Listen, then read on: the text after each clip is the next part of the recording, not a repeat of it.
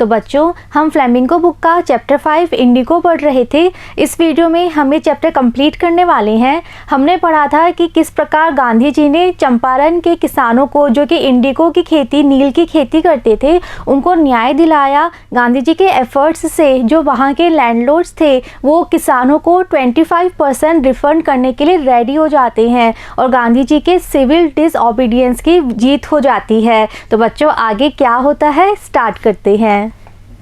Events justified Gandhi's position. तो बच्चों, जब गांधी जी ने 25% के लिए ओके कर दिया था तो एक बार सबको लगा था कि गांधी जी कैसे मान गए, लेकिन उसके बाद में जो जो इवेंट्स हुए थे उन इवेंट्स ने जस्टिफाई कर दिया, यानी सही साबित कर दिया कि जो गांधी जी की पोजीशन थी कि 25% के लिए एग्री करना, इस पोजीशन को सही ठहरा दिया। With in a few years, और किस तरह क्या हुआ था, कुछ ही सालों में, यानी ये जो चंपारण एपिसोड हुआ था इसके कुछ ही सालों में, the British planters abandon their estates. जो ब्रिटिश प्लांटर्स थे, जो वहाँ के लैंडलॉर्ड्स थे, उन्होंने अपने एस्टेट्स, अपनी जागीरें अबेंडन यानी छोड़ दी, यानी वो अपने जागीरें वहीं पे छोड़कर चले गए।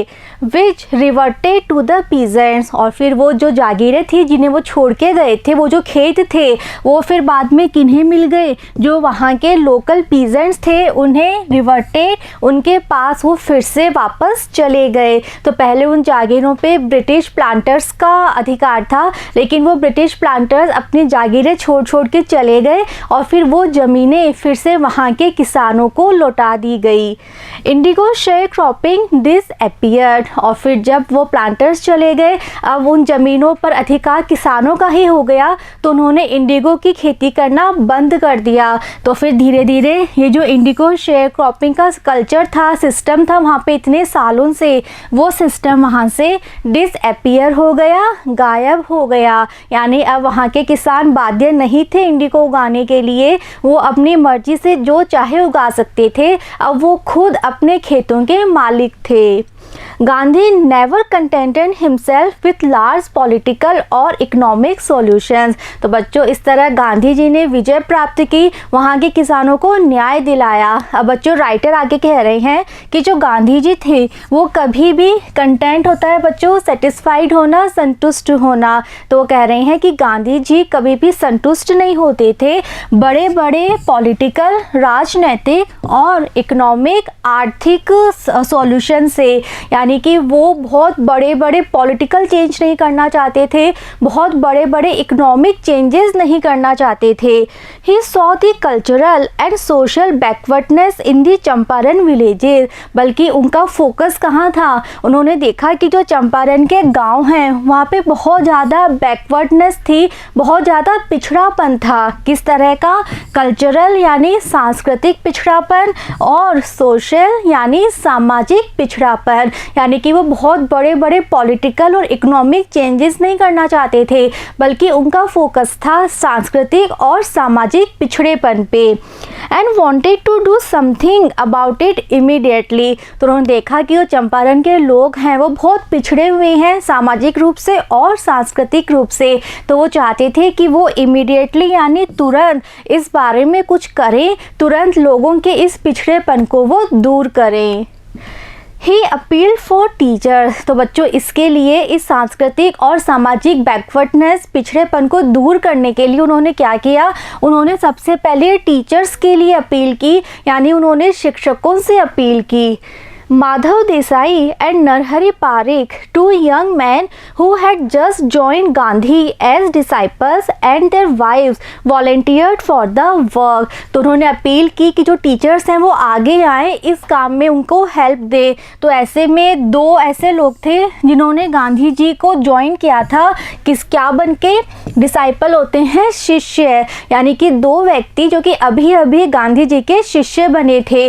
और वो कौन है, एक तो थे महादेव देसाई और दूसरे थे नरहरि पारेख। तो ये दो व्यक्ति ऐसे थे जो कि अभी अभी गांधी जी के शिष्य बने थे। तो ये दोनों आगे आए और साथ में इन दोनों की जो वाइफ्स थी, इनकी जो पत्नियां थी, वो भी आगे आई और उन्होंने कहा कि हम इस काम में वॉलंटियर करेंगे। वॉलंटियर करते हैं बच्चों, अपनी इच्छा से कार्य करना। तो इस तरह से वे चारों, दो तो उनके शिष्य और दो उनकी पत्नियां, इस काम में अपनी इच्छा से सहयोग देने के लिए आगे आए। सेवरल मोर केम, तो दो तो हमें नाम दिए गए हैं, इसके अलावा और भी बहुत सारे व्यक्ति आए from Bombay, Poona and other distant parts of the land. कहाँ से आए? कुछ व्यक्ति बॉम्बे से आए, कुछ व्यक्ति पूना से आए और इसके अलावा और भी डिस्टेंट पार्ट्स, दूर दूर के इलाकों से भी आए। कहाँ से दूर? इस लैंड यानी चंपारण से। तो चंपारण से भी बहुत दूर दूर जो इलाके थे इंडिया के, वहाँ से भी लोग गांधी जी की हेल्प करने के लिए, वहाँ के लोगों को एजुकेशन देने के लिए आगे आए। Devdas, गांधीजी's youngest son, arrived from the ashram and so did Mrs. Gandhi. तो बच्चों, अब जो गांधी जी के यंगेस्ट यानी सबसे छोटे बेटे थे, जिनका नाम था देवदास, वो भी आ जाते हैं आश्रम से और साथ में जो मिसेस गांधी हैं, गांधी जी की पत्नी, वे भी आश्रम से आ जाती हैं गांधी जी के इस काम में हेल्प करने के लिए। Primary schools were open in 6 villages. तो अब जब गांधी जी की अपील पे बहुत सारे टीचर्स आगे आ गए, ऐसे व्यक्ति जो कि वॉलंटियर अपनी इच्छा से गांधी जी के इस मिशन में वहाँ के लोगों को एजुकेशन देने के लिए अपनी इच्छा से वो आगे आए, तो फिर गांधी जी ने क्या किया? उन्होंने 6 विलेजेस में, 6 गाँवों में उन्होंने प्राइमरी स्कूल खोले। तो बच्चों, सांस्कृतिक और सामाजिक बैकवर्डनेस को दूर करने के लिए गांधी जी का फोकस था कि लोगों को प्रॉपर एजुकेशन मिले। एजुकेशन ही वो रास्ता है जिससे लोगों का ये पिछड़ापन दूर हो सकता है। तो उन्होंने 6 गाँव में प्राइमरी लेवल के स्कूल खोले। Kasturbai taught the ashram rules on personal cleanliness and community sanitation। तो बच्चों, उन स्कूल्स में जो टीचर्स थे वो तो पढ़ा ही रहे थे, साथ साथ जो गांधी जी की पत्नी थी कस्तूरबाई, उन्होंने भी उन स्कूल्स के बच्चों को क्या पढ़ाया? जो आश्रम के नियम थे, यानी वो नियम जो कि गांधी जी के आश्रम में जिन नियमों को सभी लोग फॉलो करते थे, वो नियम जो कि किसके थे? पर्सनल साफ सफाई के और कम्युनिटी यानी समुदाय के, सैनिटेशन यानी स्वच्छता की, यानी कि हम अपने आसपास के समुदाय को, अपने आसपास की सोसाइटी को भी स्वच्छ रखें और हम अपनी खुद की भी सफाई, खुद की भी स्वच्छता पे ध्यान दें। तो ये बातें गांधी जी की पत्नी कस्तूरबाई ने वहाँ स्कूल्स में बच्चों को सिखाई। हेल्थ कंडीशंस वर मिजरेबल। अब बच्चों, स्कूल्स खुल गए, प्राइमरी लेवल पे बच्चे पढ़ाई कर रहे हैं और इसके अलावा सैनिटाइजेशन और पर्सनल जो अपनी खुद की साफ़ सफाई होती है वो भी सीख रहे हैं। अब नेक्स्ट गांधी जी ने क्या फोकस किया? उन्होंने देखा कि वहाँ के लोगों की जो हेल्थ कंडीशन है वो बहुत ज़्यादा मिजरेबल है, यानी बहुत ज़्यादा दयनीय है, बहुत ही बुरी स्टेट में है। Gandhi got a doctor to volunteer his services for 6 months। तो गांधी जी ने अब क्या किया?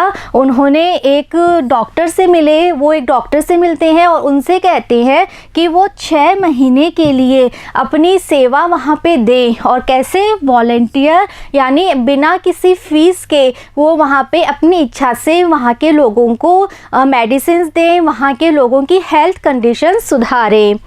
3 मेडिसिन्स वर अवेलेबल। वहाँ पे डॉक्टर भी आ जाते हैं, वो भी बैठना शुरू कर देते हैं, लोगों का ट्रीटमेंट करना शुरू कर देते हैं और उनके पास बिल्कुल बेसिक 3 मेडिसिन्स थी, castor oil, quinine and sulphur ointment. और वो 3 मेडिसिन्स कौन सी थी?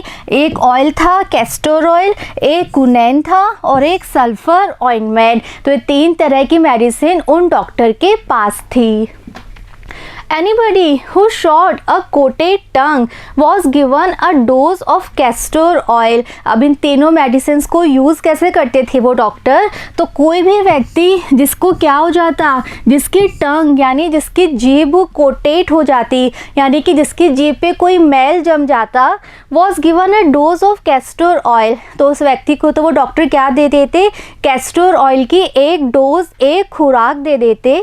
Anybody with malaria fever received quinine plus castor oil. अब ऐसा व्यक्ति कोई आ गया जिसको मलेरिया का बुखार हो गया, तो उसे क्या मिलता था? कुनेन मिलती थी प्लस यानी साथ में कैस्टर ऑयल मिलता था, तो उसे कुनेन भी मिलती और कैस्टर ऑयल भी मिलता।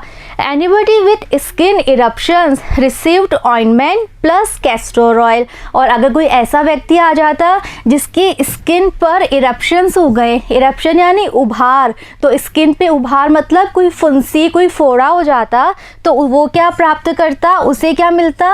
उसे ऑइंटमेंट मिलता प्लस कैस्टर ऑयल और साथ में कैस्टर ऑयल मिलता। तो कैस्टर ऑयल तो हर बीमारी का इलाज था, उसके साथ में कभी कभी कुनैन दे देते और कभी कभी ऑइंटमेंट दे देते। Gandhi noticed the filthy state of women's cloth. तो बच्चों, अब पहले गांधी जी ने वहाँ पे स्कूल्स खोले, फिर उन्होंने वहाँ पे एक डॉक्टर अरेंज किया लोगों की हेल्थ कंडीशन इम्प्रूव करने के लिए। अब नेक्स्ट गांधी जी क्या ध्यान देते हैं कि वहाँ की जो वुमेन है, वहाँ की जो महिलाएं हैं, उनके जो कपड़े हैं वो कैसे हैं? फिल्थी कहते हैं बहुत ही गंदी स्टेट, तो यानी कि बहुत ही गंदे मैले कपड़े वो पहनती हैं। He asked Kasturbai to talk to them about it. तो गांधी जी ने अपनी पत्नी कस्तूरबाई से कहा कि वो वहाँ की महिलाओं से इस बारे में बात करें कि आप इतने गंदे कपड़े क्यों पहनते हो, क्या रीज़न है आप इतने गंदे कपड़े इस तरीके से क्यों पहनते हो। वन वुमन टूक कस्तूरबाई इनटू हर हट एंड सेड। तो जब गांधी जी के कहने से उनकी पत्नी कस्तूरबाई वहाँ की महिलाओं से मिलती है और पूछती हैं कि आप इतने गंदे कपड़े इस तरीके से क्यों पहनते हो, तो एक महिला उनकी वाइफ कस्तूरबाई को अपनी हट में, अपनी झोंपड़ी में, अपने घर में लेके जाती है और क्या कहती है? Look there is no box or cupboard here for cloth. तो उस महिला ने कहा कि आप आओ, देखो हमारे हट में कपड़े रखने के लिए कोई बॉक्स या कोई कबर्ड यानी कि अलमीरा है ही नहीं।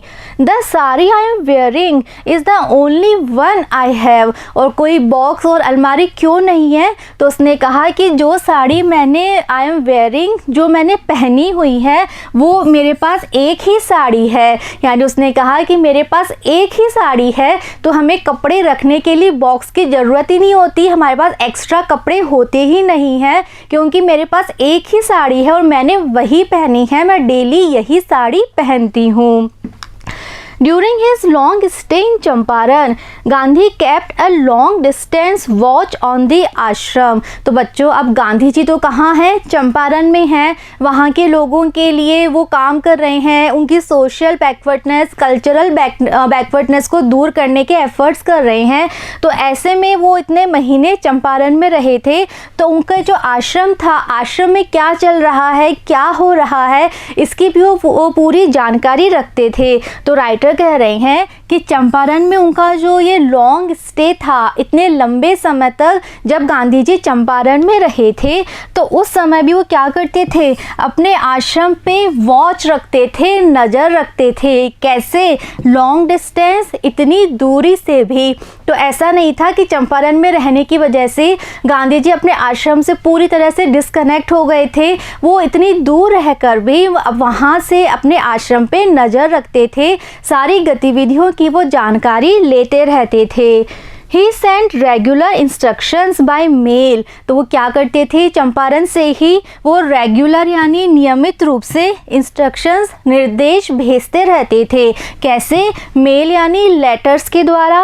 And asked for financial accounts. और इसके अलावा जो आश्रम के लोग थे, जो कि सारी चीज़ों को मैनेज कर रहे थे, उनसे वो समय समय पर वहाँ की फाइनेंशियल अकाउंट्स की जानकारी भी मांगते रहते थे। तो गांधी जी चंपारण में तो काम कर ही रहे थे, लेकिन साथ साथ वो इतनी दूर से अपने आश्रम पे भी पूरी नज़र रख रहे थे, सारे कामों की जानकारी वो नियमित रूप से लेते रहते थे। Once he wrote to the residents that it was time to fill in the old latrine trenches and dig new ones, otherwise the old ones would begin to smell bad। तो बच्चों, वो समय समय पर इंस्ट्रक्शंस दिया करते थे, निर्देश दिया करते थे कि अब क्या करना है, किस तरह से आगे काम करना है। तो एक बार उन्होंने आश्रम के जो रेजिडेंट्स कहते हैं, निवासी, तो जो लोग वहाँ पे रहा करते थे, जो लोग सारी चीज़ों को मैनेज किया करते थे, उन उन रेजिडेंट्स को एक बार गांधी जी ने रोट यानी अपने लेटर में लिखा कि अब समय आ गया है कि हम लैट्रिन के जो ट्रेंचेस हैं, ट्रेंचेस कहते हैं खड्डे। तो बच्चों पुराने समय, उस समय किसी भी तरह की सीवेज लाइंस नहीं हुआ करती थी, तो बड़े बड़े ट्रेंचेस यानी बड़े बड़े खड्डे खोद दिया जाते थे और उन्हें यूज़ करते थे।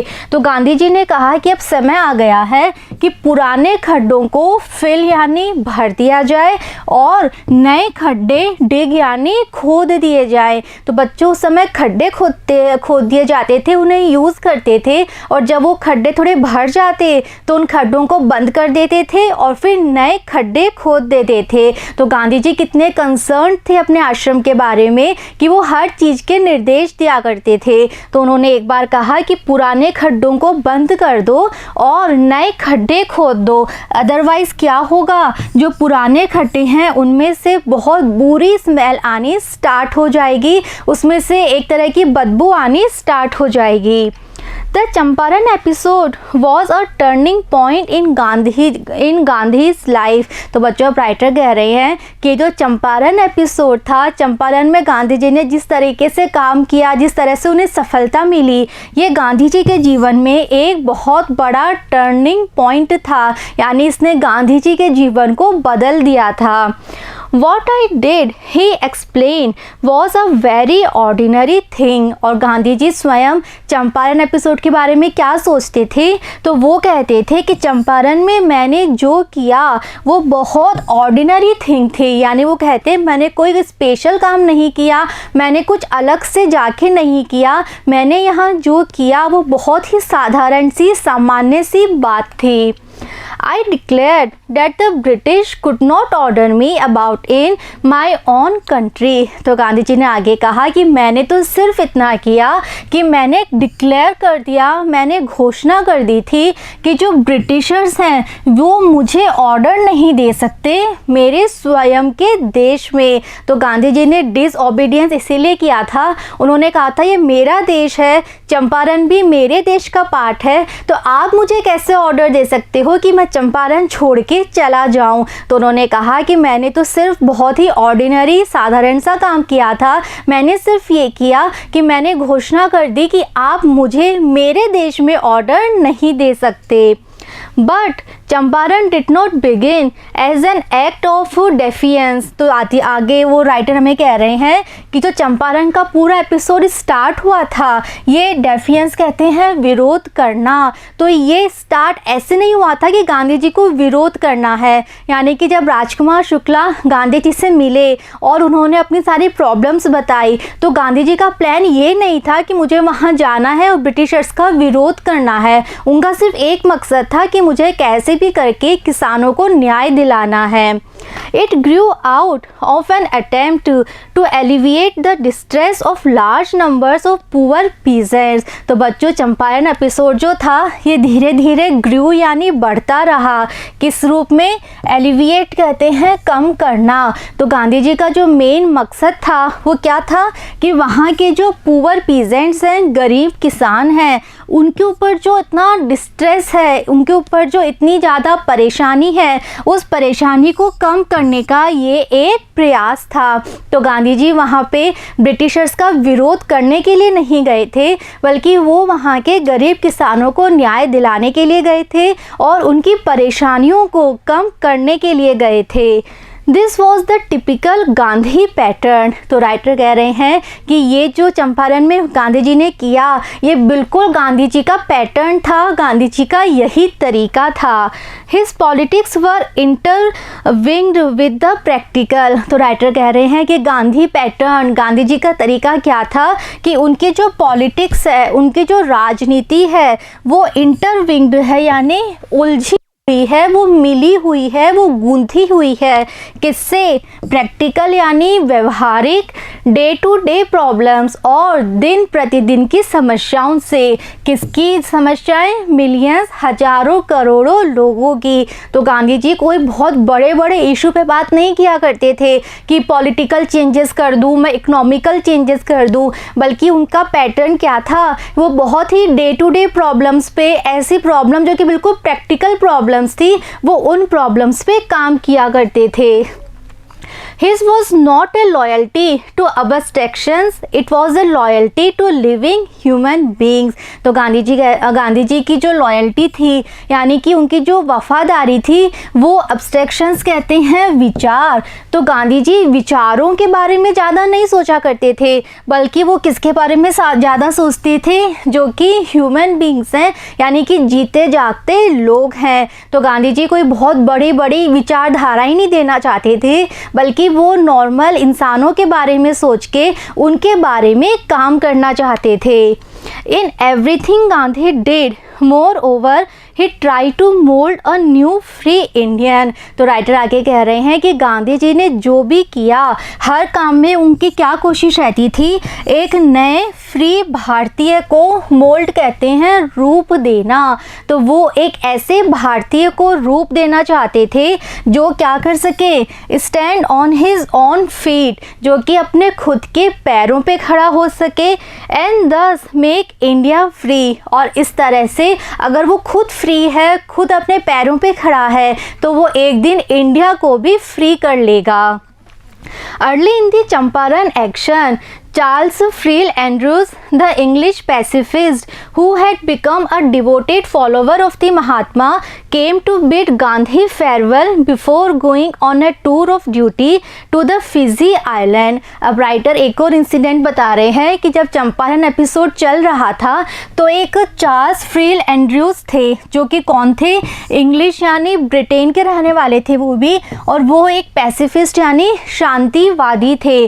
तो वो क्या करते हैं, वो गांधी जी के पास आते हैं और वो गांधी जी के फॉलोवर यानी उनका अनुसरण किया करते थे, और कैसे, बहुत ही डिवोटेड यानी समर्पण के साथ। तो वो एक बहुत ही समर्पित अनुयायी थे गांधी जी के। तो वो गांधी जी के पास आते हैं, क्यों, बिड फेयरवेल यानी विदाई लेने। उन्हें कहाँ जाना था, उन्हें फिजी आइलैंड जाना था अपनी ड्यूटी पूरी करने के लिए। तो जाने से पहले गांधी जी से विदाई लेने के लिए वो गांधी जी के पास आते हैं। Gandhi's lawyer friends thought it would be a good idea for Andrews to stay in Champaran and help them। अब जब वो आते हैं, गांधी जी के बहुत ही ज़्यादा वो समर्पित अनुयायी हैं, बहुत ही ज़्यादा वो गांधी जी से इंस्पायर हैं, प्रभावित हैं। तो ऐसे में जो गांधी जी के लॉयर फ्रेंड्स थे, वो सब क्या सोचते हैं कि अगर ये एंड्रयूज़ भी यहाँ चंपारण में रुक जाते हैं, स्टे कर लेते हैं, तो ऐसे में हम सबको बहुत अधिक हेल्प मिल जाएगी। इस चंपारण एपिसोड में ब्रिटिशर्स के साथ जो हमारी लड़ाई है, उस लड़ाई में हमें बहुत अच्छी हेल्प मिल जाएगी, हमें इनका सपोर्ट मिल जाएगा। तो वो चाहते थे कि ये जो एंड्रयूज़ है, ये चंपारण में ही रहें, इस लड़ाई में हमारे साथ खड़े रहें। Andrews was willing. तो जब उन्होंने एंड्रयूज़ से कहा इस बारे में कि आप भी यहीं रहो, इस लड़ाई में आप हमारा साथ दो, तो जो एंड्रयूज़ थे वो बिल्कुल विलिंग यानी वो भी चाहते थे, वो भी मान गए, उनकी भी यही इच्छा थी। उन्होंने कहा कि अच्छा ठीक है, इफ़ गांधी एग्रीड। लेकिन उनकी क्या शर्त थी कि मैं तभी मानूंगा, मैं तभी यहाँ रुकूंगा अगर गांधी जी खुद इस बात से सहमत हैं। But Gandhi was vehemently opposed. तो सबने फिर गांधी जी से बात की कि इनको हम यहीं रोक लेते हैं, हमें हेल्प मिल जाएगी। लेकिन गांधी जी ने इस बात को अपोज कर दिया, विरोध कर दिया। और कैसे, वेहमेंटली यानी भावपूर्ण, बहुत अधिक भावना से, बहुत अधिक तीव्रता से गांधी जी ने इस आइडिया का विरोध कर दिया।